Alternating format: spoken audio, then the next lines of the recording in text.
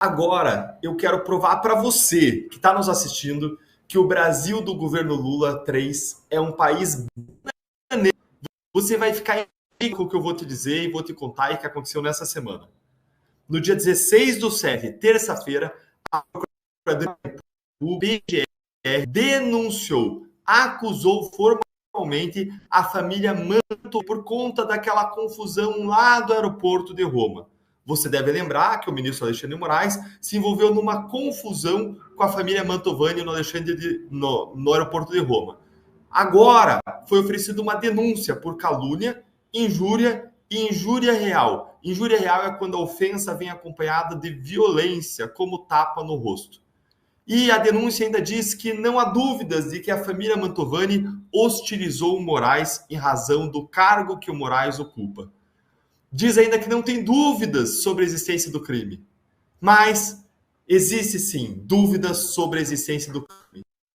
Não existe dúvidas sobre o abuso de poder que está sendo praticado nesse contra a família Mantovani. Vamos dar uma recordada no que aconteceu nesse caso. Lá em Roma aconteceu uma confusão entre a família do ministro Alexandre de Moraes e a família Mantovani. É como uma briga de vizinhos, sempre surgem duas versões. E a polícia tem que ser isenta diante dessas versões, ela não pode tomar lado. Contudo, quando a família Mantovani desembarcou no Brasil, adivinhe, a Polícia Federal estava esperando a família Mantovani. Quando o ministro Alexandre de Moraes desembarcou no Brasil, não estava lá a Polícia Federal o esperando. Mas, em seguida, a essa espera, a essa abordagem da Polícia Federal no próprio aeroporto, quando eles chegaram ao Brasil, houve busca e apreensão em cima da família Mantovani. Peraí, como assim busca e apreensão em crime contra a honra? Porque eles supostamente teriam xingado o Moraes? Nunca vi acontecer busca e apreensão em crime contra a honra na minha vida.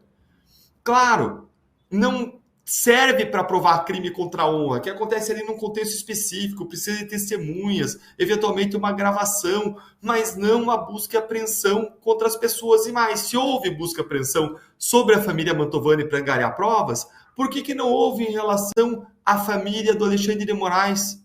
Mas vamos seguir. Terceiro ponto, como é que esse caso tramitava no Supremo? Já estava ficando muito claro que quem estava investigado não era o ministro Alexandre de Moraes, era a família Mantovani. Afinal de contas, a Polícia Federal esperou eles e não o Alexandre de Moraes no aeroporto. Afinal de contas, a busca e apreensão foi em cima deles, não do Alexandre de Moraes. Então, se quem era investigado não tinha foro privilegiado, por que raios que esse caso estava no Supremo? Não existia razão para isso. Em seguida, veio uma análise pericial, que não era, na verdade, um perito, era assim feita por um agente da Polícia Federal, feita sobre o vídeo do aeroporto, imagens do aeroporto, sem áudio, e aí o agente da Polícia Federal, analisando aquilo, disse, olha, parece que está xingando o Moraes. Hã? Como assim parece que está xingando o Moraes? Não tem áudio. Como que da expressão facial de alguém vai dizer se estava xingando ou não? Peraí, pela expressão facial, então, da família do Moraes, também tinha que dizer que estava xingando os Mantovani. A polícia italiana, na sua investigação, na sua análise, concluiu de que não houve o tal do tapa no filho do Alexandre de Moraes, que a família de Moraes alegou que tinha acontecido e que tinha existido. Mas sim, o que teria acontecido seria um leve toque nos quadros Mantovani. Os Mantovani teriam tocado, né, especialmente Roberto Mantovani, teria tocado nos óculos do filho do ministro Moraes. Ou seja, a polícia italiana, isenta, não viu crime nesse caso. Além disso, o Supremo Tribunal Federal, que estava conduzindo esse caso, não se sabe por quê, ninguém tem foro privilegiado, não deu acesso aos vídeos das câmeras do aeroporto, nem para a sociedade em geral, nem para a imprensa, não tornou nada público e não permitiu nem que a família Mantovani fizesse cópia para fazer uma perícia privada. Trancou as 7 chaves, mesmo depois da Procuradoria-Geral da República, o Ministério Público, isento, ter pedido a liberação dos vídeos, dizendo que pessoas não poderiam ser diferentes numa democracia, numa república, e que não poderia se quebrar o princípio da impessoalidade. Ou seja, a própria PGR. Aí vem à tona um único vídeo divulgado. E o que o vídeo mostra? Mostra o ministro Alexandre de Moraes xingando a família Mantovani.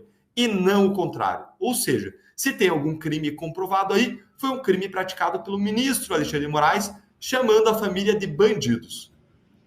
Peritos, em seguida, criticaram aquela análise que tinha sido feita pela Polícia Federal, dizendo, olha, não foi os técnicos. E aí, o que aconteceu com esses peritos? Veio à tona uma notícia mostrando que o diretor-geral da Polícia Federal fez um dizendo ajudando os agressores de Moraes. E eles instauraram processos disciplinares contra as irregularidades da perícia? Não! Processos disciplinares contra os peritos que apontaram as irregularidades. Incrível, inacreditável, surreal. A investigação segue e o delegado conclui que não havia provas. Aí a imprensa noticia que o Alexandre de Moraes tomou conhecimento da informação de que o delegado concluiu de que não existiam provas para acusar os Mantovani, e a imprensa noticia que o Moraes não gostou do resultado. Num passe de mágica, acontece uma magia no ar e muda o delegado que conduz as investigações. E esse novo delegado, ele diz sim, que há provas contra os Mantovani. Em seguida, também, coincidentemente, esse delegado ganha um cargo na Europa. Esse é o roteiro de um caso de perseguição e intimidação digno de um filme sobre uma ditadura.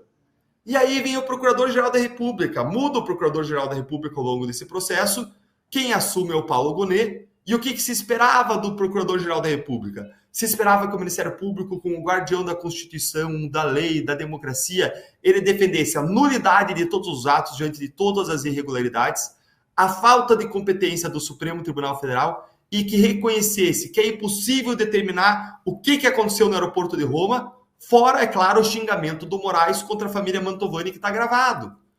Se esperava ainda que o Procurador-Geral da República não denunciasse os Mantovani porque não tem provas.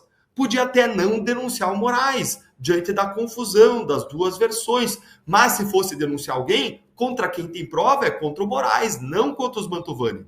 Contudo, o que nós vimos acontecer é o PGR não reconhecer as nulidades, ignorar a falta de competência do Supremo, não ignorar, fechar os olhos para a falta de competência do Supremo, e diz ainda que não há dúvidas dos crimes. Mais uma vez, fechando seus olhos para as dúvidas claras, como externou o primeiro delegado que atuou nesse caso.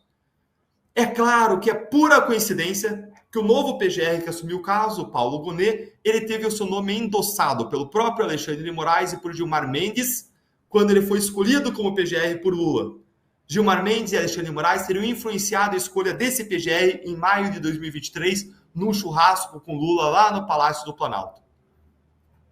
Doutor Gonet, não traia a sua biografia, não traia os seus valores, não traia a sua história para fazer conveniências. Muita gente do Ministério Público Federal, da sociedade, confia no trabalho do Procurador-Geral da República para fazer o que é certo.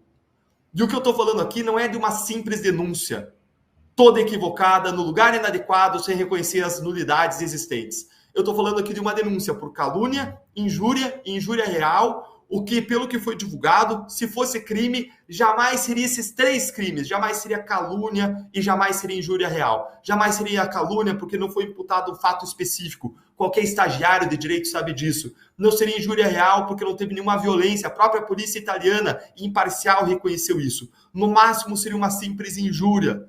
Só que a pena, nesse caso, seria baixa. E querem pendurar os Mantovani na forca como um exemplo, para que ninguém mais incomode ou xingue os Supremos. Os Supremos têm que ser colocados protegidos. Então, por isso, eles querem pendurar os Mantovani na forca. Estão forçando crimes para cima dos Mantovani, como fizeram no caso do 8 de janeiro. Não tem império da lei, não tem direito penal democrático, não tem processo penal democrático, não tem nada nesse caso. Essa é a razão pela qual eles não mandam o caso para a primeira instância. É óbvio, porque na primeira instância esse caso seria arquivado, seria reconhecidas as nulidades, seria reconhecido que não tem prova para acusar os Mantovani. Bem diferente do que aconteceu na Lava Jato, não é verdade? Na Lava Jato eles escavam falta. Já aqui no caso do Mantovani, eles fecham os olhos propositalmente para as imensas nulidades. Eles eles engolem camelos. Hipócritas. Hipócritas do grupo Prerrogativas que gritavam no caso da Lava Jato, apontando ciscos nos olhos dos outros, e agora o único grito que nós ouvimos é o grito do silêncio deles. Ou ainda, é o grito que precisa ser dito por nós. Vocês são uma vergonha. Se você fica indignado como eu, curte aqui no YouTube a gente, para que a nossa ação possa chegar mais. E aproveita e se inscreve, deixa o seu comentário indignado.